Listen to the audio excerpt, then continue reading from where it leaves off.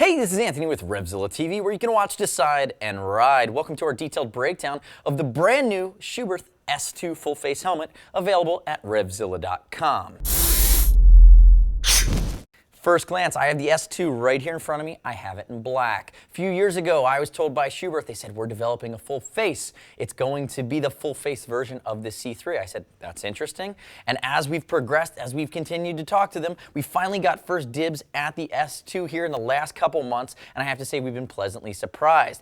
At first glance, I have the C3 here to the right. The C3 is the flagship from Schuberth. It is the modular, and we know the SR1 is coming, which is their race bred helmet.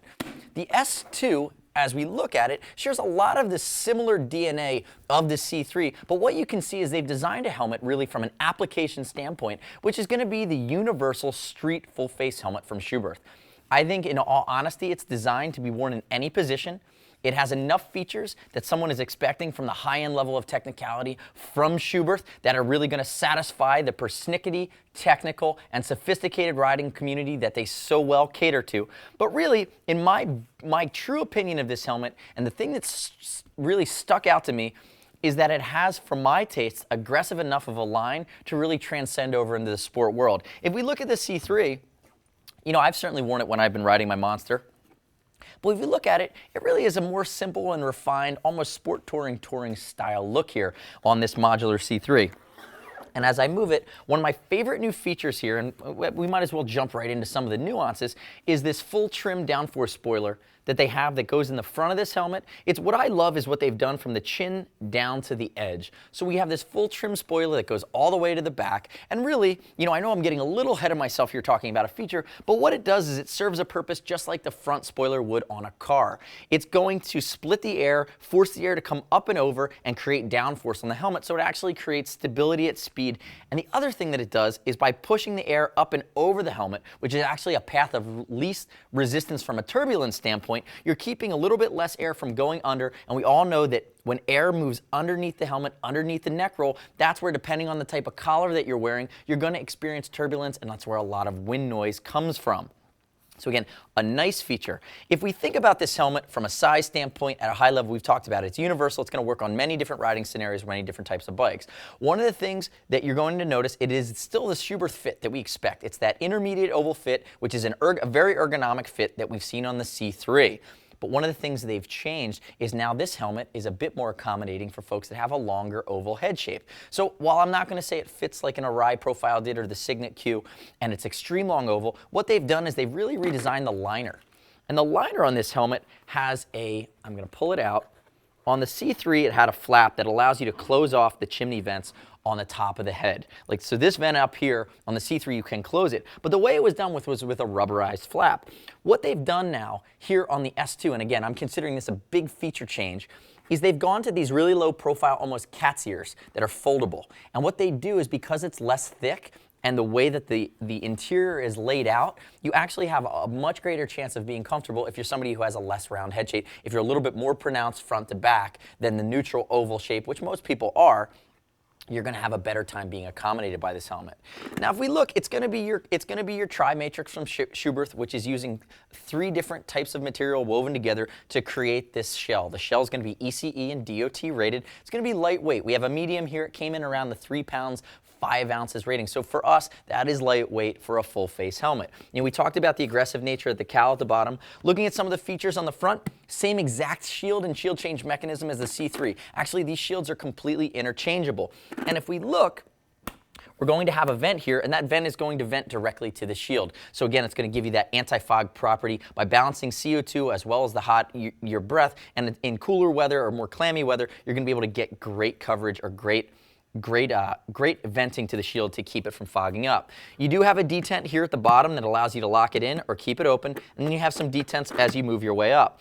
If we look here again, you're going to have those turbulators at the top. It's a scientific thing that Schuberth did not invent, but what these turbulators do is they break up unified airflow, and what they do is by breaking up the airflow into smaller almost filaments of air, you get less turbulence, less buffeting over the top of the helmet.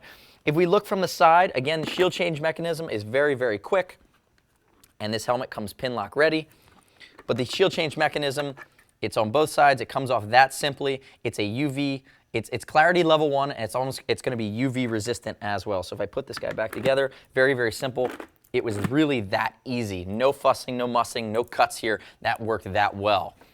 Top vent's going to be slightly changed on this helmet. It's going to be a bit more aggressive in its styling, but again, follow the same 10 millimeter vent holes and channels that we see in the C3. Other things to note, just like the C3, you have the pulley system driven retractable sun visor on the S2, and the S2 comes in 4 colors, by the way, and anti-scratch, but it's not fog-free. They found with this helmet that the actual coating for fog-free on the face shield, which added another component to the process, was unnecessary because the venting coming from the chin vent was actually sufficient to keep it fog-free, and it is replaceable. As we move to the back of the helmet, something that's new here for the S2, we now have ventilation. We have venturi vents, exhaust in the back of the helmet. So air comes in through the front, courses through the helmet, across your scalp, and it's actually going to vent out the back. And how they've done that is you have your typical channel that comes down the back over the top. And what they've done is actually in the EPS, you now have a secondary channel that dips down to about this area and then loops back up. So now you have 2 pieces of air that are coming together to exhaust out. And by creating that vacuum, it's actually going to give you more channel to pull more air through the helmet. So it increases the ventilative properties out of the helmet. Now let's talk about quiet. Talk about quiet for a second here. The big claim to the fame on the C3 was that you had a sub 84 decibel quiet rating when you're riding in the helmet. Now I will say, by this not being a modular helmet, you actually have to give the rider more room to be able to get your head in and out of the helmet. And by doing that, you create, by not having that face shield or that chin bar be able to come down and lock in, you actually have a little bit less encompassing neck roll. So what the rating is that we're getting from Schuberth is you're losing a decibel of quiet. So they've rated this guy sub 85 versus sub 84. A little bit more loud, and again, fine-tuning that comes from the type of collar you're wearing. But again, you're going to have this entire neck roll that goes all the way around the bottom, and we'll take the SRC system. Now, another important note, new SRC system for the S2. It's a different shape. You just can't plug your SRC if you have a C3 as well in. Notice that it's all-encompassing, encompassed also, or including the 2-position or the 2-layered chin curtain. Now you need to pick up an SRCS. So if you're an S2 person, the SRCS is going to be your fit, and there could be sizes. The SRCS will be available in about 6 months after the launch from the S2. So again, we haven't got our hands on one yet, but what we do know is it's going to be manufactured by Cardo from an OEM fitment standpoint. It's going to be double the range of the original SRC, and they've done that by having 31 millimeters or 31 centimeters of antenna that goes up into the EPS, wraps around circumferentially as well as longitudinally, and what you do is you get better FM reception and you get double the range rider to rider. So again, by having that built in and having that OEM fitment for the SRCS, you're now going to be able to really increase the range over the regular SRC, which had the antenna, which was just built in and encompassed by the neck roll. So the SRCS completely changes the neck roll. Notice how form-fitting this is, multiple materials. You also have the reflective properties there as well. As we start to get into it, another key feature that's new to Schuberth, or it's not new to Schuberth, but it's unique to Schuberth, they call this the Eros System, A-R-O-S, anti-roll-off system. And what it does, these 2 pins in the back of the helmet connect to straps that are heavy duty that run along the jawline, so that when you ratchet down this micro ratchet and you've adjusted it to the proper width underneath your neck, when you're in the helmet, what's going to happen is it's going to resist the force to pull the helmet off from the back to the forward. It's not going to let this helmet roll off your head, which can happen in extreme crash scenarios depending on how you'd impact with another bike or another ground. So it gives you, again, another safety feature that is built in.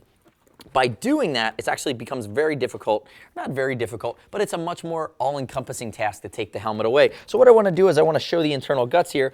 It's still that thermocool lining, which is made by Coolmax, which is their high-end, really suede microfiber that's wicking, that's going to be moisture wicking. It's going to bring sweat away from you while keeping you cool, be washable, air dry, I must note. And then even as we bust into the top here, you're going to notice when I show the EPS a little bit, you're going to see those channels. And again, those 10 millimeter vent holes that are going to be in the front and then in the back as well to allow air to course through the helmet. You know, all in, you're looking at a very high-end, super premium helmet. You're looking within the Schuberth family. You're going to have the C3 as the high-end modular. You have the S2, which doesn't use the modular functionality, is going to be lighter weight, is going to work really well and use a lot of the same features. And then later this year, we're going to see the SR1, which is really their competitor for, at the MotoGP level, at the top-end racing. It's meant to be worn at all times in that tuck position. This guy's really going to be crossover. You can wear it tuck, you can wear it 3/4, you can wear it up and down. And again, a mix of functionality that should really cater to a lot of different riding styles and perform really well. Our experience in riding with it is that it was lightweight, it was quiet, it felt all-encompassing, the fit was really nice, and then a lot of the features performed as expected. You know, Schuberth only does helmets. They're made in Germany. Spent a great deal of time on R&D and engineering. So again, it's a high-end option. You're looking north of $600 for this helmet, but again, it's an investment. And for those of you that are currently riding Schuberth, you know what the difference is in that level of quality.